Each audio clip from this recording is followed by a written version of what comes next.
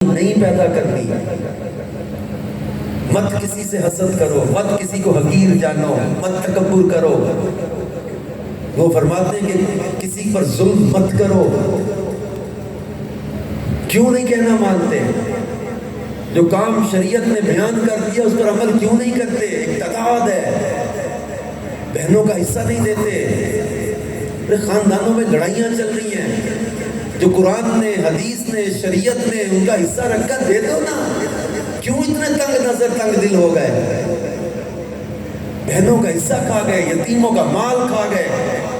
بھائی بھائی سے لڑ رہا ہے، 4 انچ جگہ کے لیے 2 فٹ جگہ کے لیے لڑ پڑے.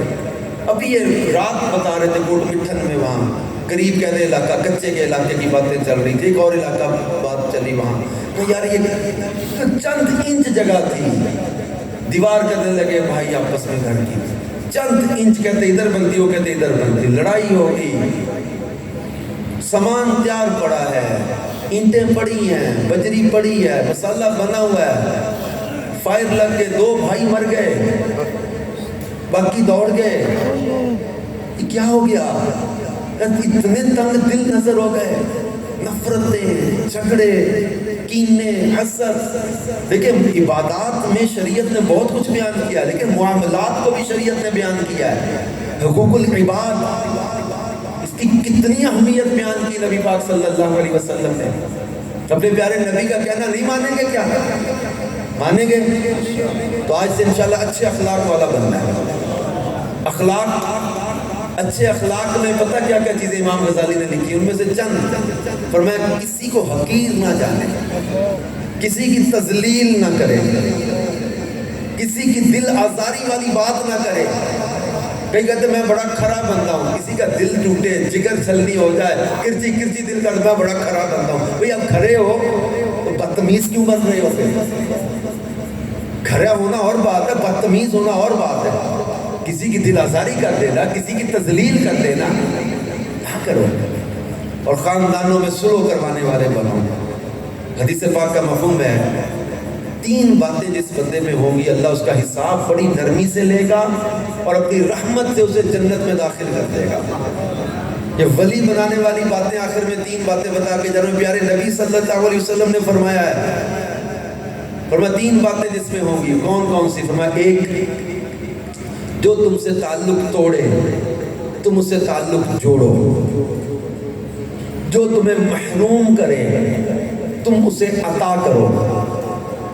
جو تم پر زیادتی کرے تم اسے معاف کر دو.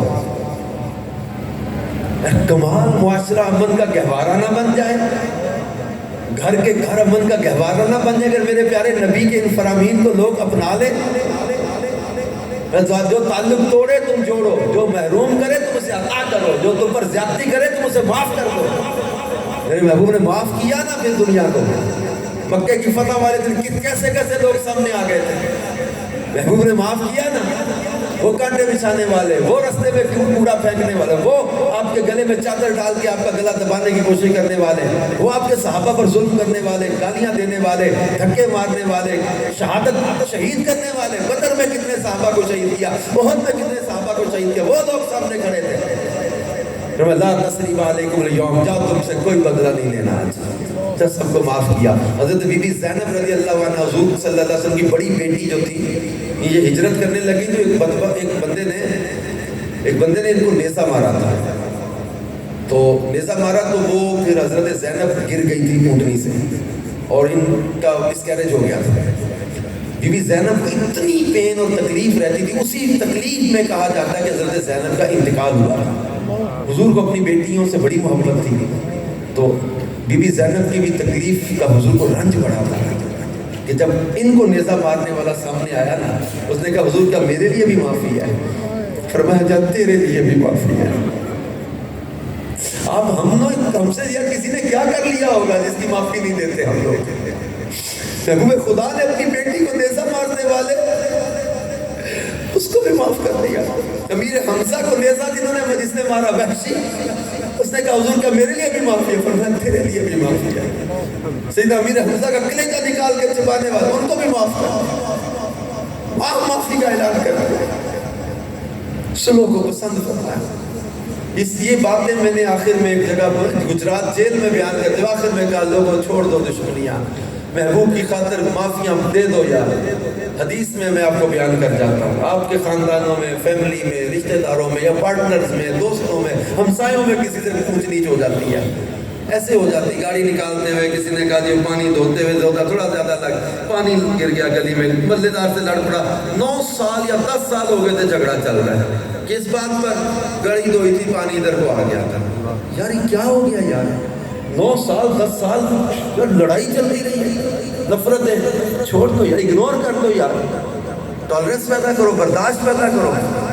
تو جیل میں نے آخر میں برداشت معافی کا بیان کی، گجرات جیل میں مجھے پتا چلا کہ 17-18 سال کی دشمنی تھی ان کی، 18 سالہ دشمنی، اندر جیل میں تھے بندے، آپس میں صلح کر لی، اور پھر ان کے مقدمے آپس میں انہوں نے آپس میں انڈرسٹینڈنگ پیکج کیے اور پیچ اپ کیا، صلح ہوئی، معافیاں ہوئیں، بندے باہر آئے۔ مجھے پیغام بھیجا وہاں کے ذمہ دار نے کہ آپ کی دعوت کرنا چاہتے ہیں، میں جا نہیں سکا ان کی دعوت میں، شکریہ ادا کرنے کی، یار کہنا ماننا یار، ایک مسافر کی لاج رکھی یار بات کی۔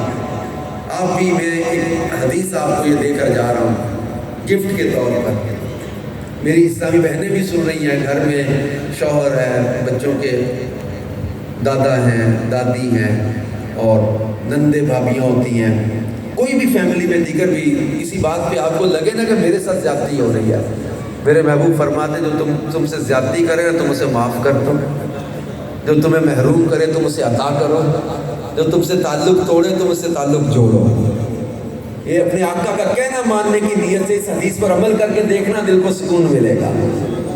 اور یاد رکھنا جو میرے محبوب سے پیار کرتے نا میرے مصطفیٰ اس کو پھر گرنے نہیں دیتے، یاد رکھیے گا، یہ کبھی ہو نہیں سکتا کہ تم میرے محبوب کی خاطر کہیں برداشت کر کے معاف کر کے بظاہر دنیاوی نقصان سے کہ اٹھو کامنہ کے لال تمہیں تمہارا نقصان ہونے دے دیں گے، یہ کبھی ہو ہی نہیں سکتا۔ اور آپ کہتے نہیں میں حق پر ہوں، میں سچ پر ہوں، اس لیے میرا جھگڑا ہے۔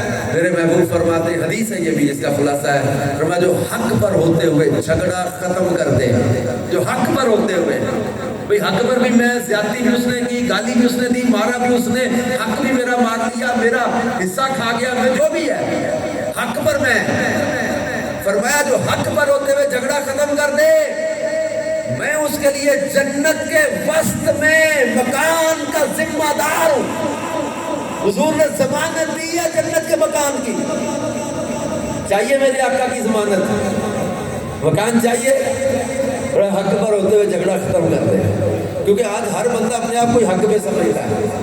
امام غزالی فرماتے ایک دور تھا لوگ غلطی کرتے تھے، غلطی مانتے بھی تھے، آج غلطی کرتے اس کو اپنا رائٹ سمجھنے لگ گئے کہ میں صحیح ہوں، سامنے والا ہی غلط ہے۔ یہاں حال یہ ہو گیا تھپڑ مارتے ہیں وہی سامنے والے کے قصور ہے، اس کا چہرہ سامنے کیوں آیا تھا، یہ تھپڑ مارنے والا اپنے آپ کو قصوروار ہی نہیں سمجھ رہا۔ یہ حالت ہی ہوگی ہمارے معاشرے کی۔ آج ہم سے اپنے آقا کی سنت معاف کر دینے والی ادا کو اپنائیں۔ اچھا ایک بہت نازک چیز ہے جس کے ماں باپ راضی ہیں، اور ماں باپ نے اگر کہیں زیادتی بھی کر دی ہے، یہاں یہ نہیں چلے گا کہ یہ چل کر آ کے معافی مانگے۔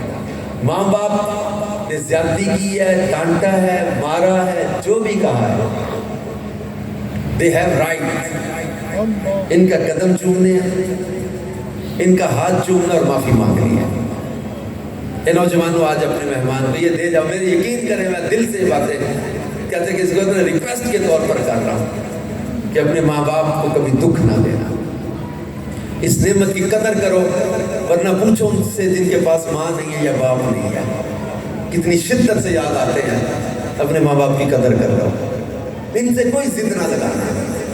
اور میں نے 2 باتیں پڑھی ہیں جن کی وجہ سے انسان کی عمر میں اضافہ کر دیا جاتا ہے اور رزق میں اضافہ کر دیا جاتا ہے۔ 2 باتیں ایسی پڑھی ہیں میں نے، اور بھی ہو سکتا ہوں، 2 باتیں میں نے پڑھی ہیں، ایک ہے صدقہ اور ایک ہے صلہ رحمی کرنا، رشتہ داروں سے اچھا سلوک کرنا۔ یہ کرنے والے کے رزق میں بھی اللہ اضافہ کر دیتا ہے، اس کی عمر میں اضافہ کر دیتا ہے۔ یہ حدیث ہے، صلہ رحمی واجب ہے۔ اچھا یہ باتیں میں بتا رہا ہوں، یہ بس یہ جی ٹھیک ہے، یہ کمپلسری نہیں ہے، تو یہ جو ہے نا وہ ٹھیک ہے باندھ دیا ٹھیک ہے، نہ باندھنا تو نہیں ٹھیک. ارے ایک شریعت کا حکم ہے، یہ سمجھیں. قطع رحمی حرام ہے اسلام میں، رشتہ کاٹنا حرام ہے.